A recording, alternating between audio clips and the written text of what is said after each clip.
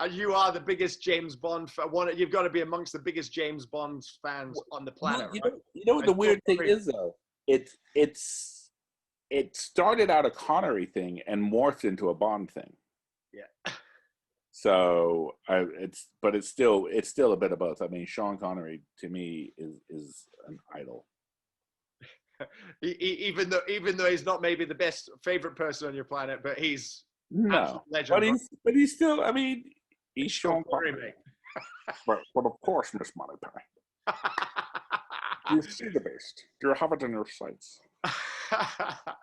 Then the other side. I mean, we're talking a bit about your work in Pat, but as you said up front, first and foremost, you're actually a journalist, and on a flip side, part of your work is actually photographing as a photographer milestones and fairly significant things. I can think there's times you've been, when Obama was president, you got some really cool shots I remember seeing from Obama. Recently, your work was profiled to do with the Black Lives Matter rally. Yeah. There's a whole load of series of other things. Talk to us about some of those other, in this 25-year period, where's been some milestones where your work has been really capturing almost elements of history as well?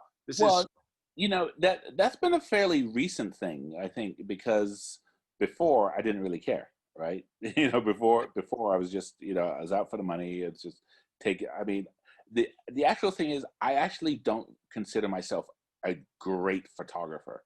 I mean, I can take a decent photo, but technically, I'm coming into my own a little bit technically, but there's a lot of things that other photographers can do that are better than what I do. But when I'm taking the photo, I also come at it from a very artistic way. So sometimes that makes my pictures good. But I was never, you know, I think very few people get into any kind of profession thinking they're going to change the world or thinking they're going to shine the light until the ills of this world. But I think, you know, it's the work I've been doing lately that has been much more interesting. You know, the riots, the protests, the you know, the news stories. That's been, you know, sitting down with people and hearing their stories. I think one of the first ones I did, oh God, about 15 years ago now, was I did a story on people returning to their homes 6 months after Hurricane Katrina. Mm-hmm. And, you know, just seeing people going back to their homes that were destroyed and looking at their possessions or reuniting with their loved ones.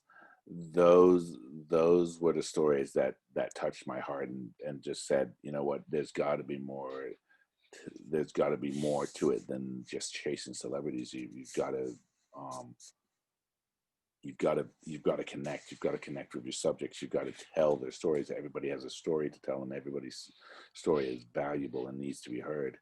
I mean, I remember when Hurricane Katrina struck, I was out of town on vacation, and my friend, who is a reporter, had called me to see if I could go with them, and I couldn't go with them because I was out of town. But I truly wish I had, because there was powerful stories of the human condition, of the human survival, of the resilience of the human race in the face of adversity. And I think that is stories that need to be told. And we're living in times right now that need to be documented.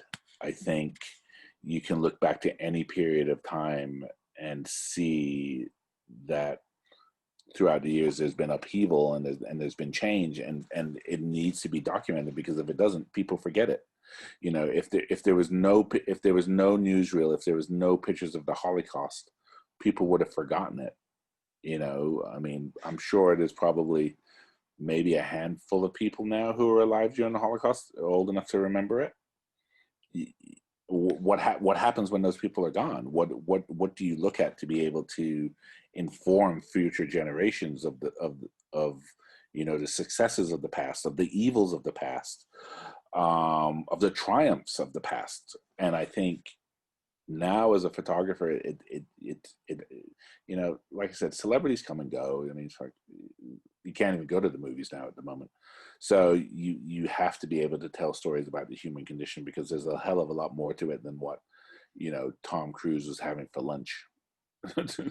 100%. And it's actually, as a friend in my circle, it's really nice when seeing your stories and seeing those ones land and hit the media, and I think for sure that's the humanity, the relationship value side of all of us being connected is what you're talking to very powerfully there.